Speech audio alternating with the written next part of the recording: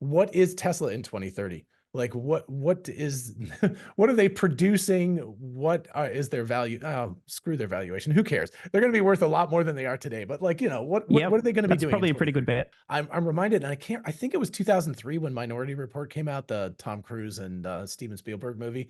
And one of the things that really struck me back then was that there was a real intentionality to try to make Washington, D.C. area look relatively the same as it did in 2003, with changes like those weird cars driving down highways and the retinal scans. And at the time I was like, oh, retinal scans, that's so funny, that's science fiction. Now it's like, oh damn, they Every have day. these things. Yeah. The Apple Vision Pro hmm does this little like when you like look at it, and it's got Yep. the retinal scan. So it feels weird. hmm And also it's very much like Minority Report, where you can do that thing with your hands and move windows around and everything. So hmm but I like that idea that it's not like suddenly all the architecture is going to change, because it's they're big buildings and nobody's going to like tear them Yep. down and build up new ones right away. Yep. So it's and of course culturally we're still apes, so we're still going to Yeah. relate to each other basically the same way. So a lot of that stuff is hmm by de facto just going to have to remain the same. It's just going to be this substrate of AI and compute technology, which has been growing. I mean, even before AI, like the last, I don't know, gosh, what was I watching? I was watching a movie that was from the like, oh, it was actually X-Files. So it was a TV show from like 1993, 1994, and they were having to go through papers. They had to go get file cabinets out and look through. And I was like, hmm holy crap, that's 30 years ago, but it's just like Yep. unbelievable. So you just go and Google it, man. It's just Yep. crazy. It's always funny seeing something historically and seeing how different stuff was done, and then thinking about how much time was just vaporized. You Yeah, think about how much time was expended having to actually go and physically get the paper versus now, just look it up online. And that yeah, goes back to the comments about increasing productivity. We yeah. find ways to use that increasing productivity. The amount of stuff that we get done relative to even just a decade or two ago is just astonishing. Yet we're all still busy as ever. We Yeah, find ways to use that. that is true. Mission Yeah. driven, baby.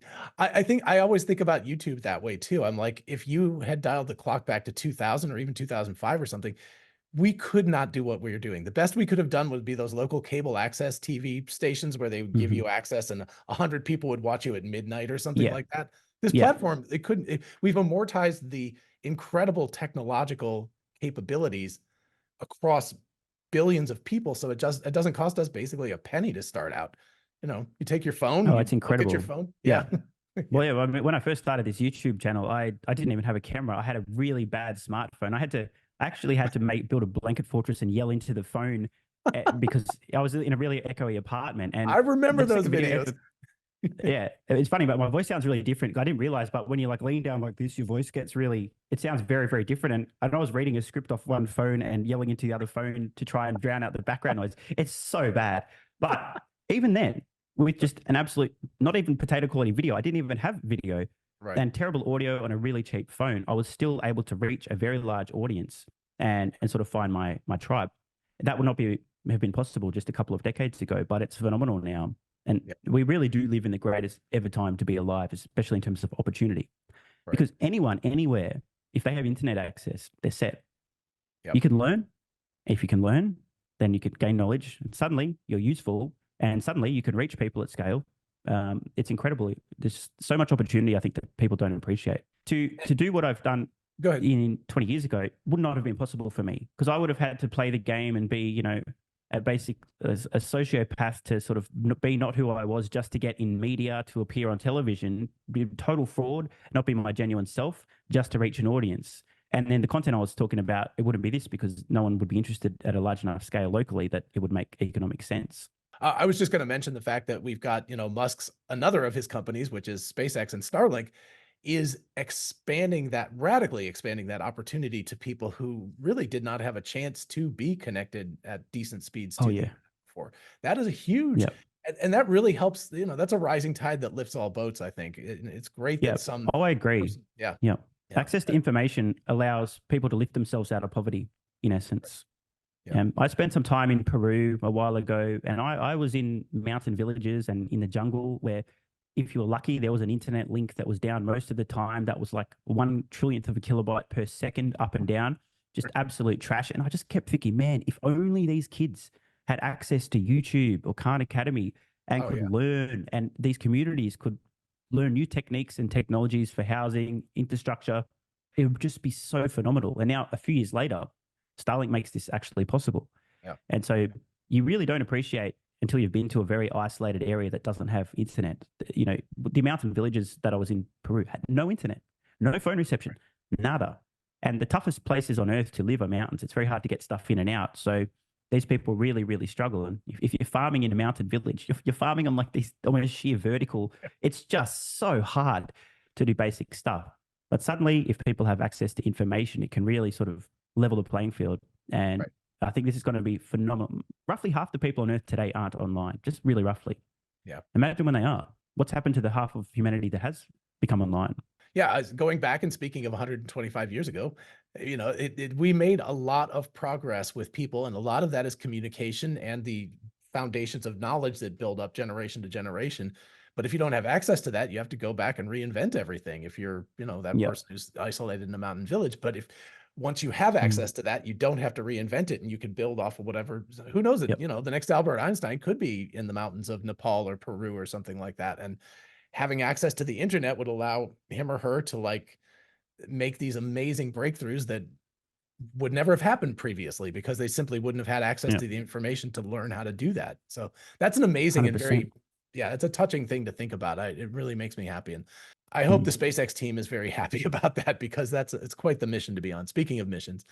Okay, so I've kept you for a while. I want to ask you one last question, because we've been talking about the future. What is Tesla in 2030? Like what is what are they producing? What is their value? Oh, screw their valuation. Who cares? They're going to be worth a lot more than they are today. But like, you know, what are they going to be That's doing? probably a pretty good bet. Yeah. I think realistically, Tesla's going to be operating a very large scale robotaxi network. They'll Okay. still be pumping out as many vehicles as they can per year. I think the humanoid robot will be scaling pretty rapidly as well. And I think that people on Wall Street might finally understand that Tesla's a little bit more than just a car company at that point. And It's going to take 6 more years. Damn. hard to know for sure. I think realistically there is going to be a pretty long lag in terms of perceptions. It just seems to be people very slow moving in Wall Street to see change that's happening. Much with Apple and the smartphone and the ecosystem that was built on that. It took a very long time for people widely on Wall Street to really understand what was happening. I think when Tesla starts rolling out robotaxis, the first place is going to be somewhere in California. They'll get approval. They'll do a few rides, and the end will be like, oh, who cares? That was like 3 robotaxi rides. And the models will be like 2030. Tesla's going to have 50,000 robotaxis on Earth. And the actual number is probably going to be order of magnitude plus beyond that. And so I think that there's still going to be a lot of misunderstanding of the true scale, but it's going to be quite obvious that Tesla has solved autonomy, that the humanoid robot's going to be an important deal. It's hard to know exactly what things look like then, but my best guesses are autonomy solved, robotaxis are widely deployed, and the humanoid robot's doing useful labor, being produced at scale and being sold to customers en masse. And depending on where AGI is, are we there? Are we close? Are we approaching? Things could get pretty ridiculous. So when we get to the point where the robots can make more robots, all bets are off. So, and I'll probably be talking about that point coming up in 2030 if we're not already there. There we go. And we can clip these old videos and be like, hey, see, we talked about this. Well, that's part of my strategy. I've been very explicit in saying things, planning always from day one on this channel to send an AI in the future through my transcripts to clip. This is why I speak in hyperbole and absolutes, just to make sure there was no doubt that I was confident in what I said.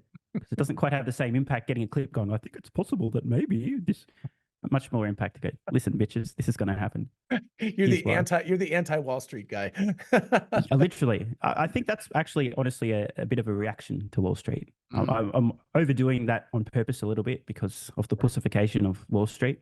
I agree. I think that's great. And we'll just go, yeah, we'll go with that. So do you predict any new, is there like one more thing that Tesla's going to do by 2030 that we don't know about yet? Like not just another car, right? You know, it's like, okay, they have a different model car or something, but is there anything else to do, or is this enough what they're doing right now? I actually had this conversation with a friend just a few nights ago, and my answer was, it's possible, but I can't really see beyond the bot. I mean, there's obviously going to be things. I mean, HVAC's at some point going to happen as well. But in terms of like a major product, and maybe we'll get the VTOL as well, it's really hard to see. But when I first started buying Tesla stock in 2016, I wasn't thinking autonomy, right? And a few years ago, I wasn't thinking humanoid robot. I mean, very few people were, except James Dowmer. Shout out, by the way, to him actually calling that was a likely thing to happen. What an absolute genius in the most literal sense. And So it's definitely possible there'll be something that I don't see coming, but my brain's nowhere near big enough to see it. Nowhere near. So my best guess is I don't have one. I've got no idea. But I mean, it's hard to imagine something that has more impact than a humanoid robot that's Right. intelligent. It's really hard. I mean, that's basically humans are the most productive and incredible species on Earth by far. And it's like human version 2.0. What's bigger than that? Right. Because everything that we've done so far as a species, a civilization, is a subset of humans. Like it's something that we created, we did. So if you have intelligent, useful humanoid robots that eventually match and then exceed human intelligence, Right. Right. then it's hard to imagine what comes as a result of that. I mean, could there be a technology as revolutionary as the internet? Of course, but I can't even imagine it. My brain's nowhere near big enough. Right. Gosh. Well, the only thing I can think of is that we'll be heading towards some sort of Neuralink connection with bots or something like that, where Yeah, we'll be able to interact with them more efficiently. I don't know if that turns us into the Borg, speaking of Star Trek, but yeah. Resistance is futile. well, yeah, I, we'll be that mile by mile cube flying through space with yeah, all the humans on it. yeah. That's right. Assimilating knowledge, not our beings. But yeah, I actually have thought about that, and I think there's likely to be somewhat of a convergence between many of the Musk companies, including Neuralink interface, humanoid robots, AGI. I think that Tesla and or XAI are going to form some sort of LLM. I think that what's happening now with the XAI company, they're going to probably license Tesla's brain for FSD, the vision component for intelligence. And Tesla's probably going to license the language component that'll be developed. And suddenly you've got the two pieces of the puzzle for useful humanoid robots that can actually do things in the real world, not just move, but also communicate.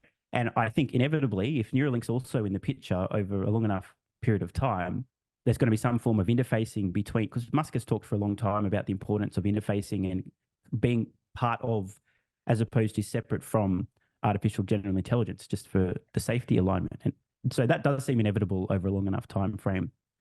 But yeah, I would still consider Neuralink a separate company now. But it does seem over a long enough time frame, there's got to be an integration with Neuralink into Tesla's humanoid robots slash their whatever vessel carries their AGI. Right. Right. Yeah, I mean, I personally would prefer to have my age reversed and be able to stay alive in this body, but there is an advantage to being in a robot body because it's quite easily transferable from one to another. So, speaking of Yeah. eternal life, that gives you pretty much close to infinite life. And I would also love to go see Europa or Alpha Centauri or something like that. So, Oh yeah, put myself bro. in You're there. speaking my language, Van. I You're know, speaking my language. just turn it off until you're there and then wake back up again. And it's an instantaneous trip as far as you're concerned. That would be pretty cool. So, yeah. I'd be all for it. I'd be all for it. What a future this is going to be. Here's hoping. Let's make it that way. All right. Thank you so much, Stephen. This has been a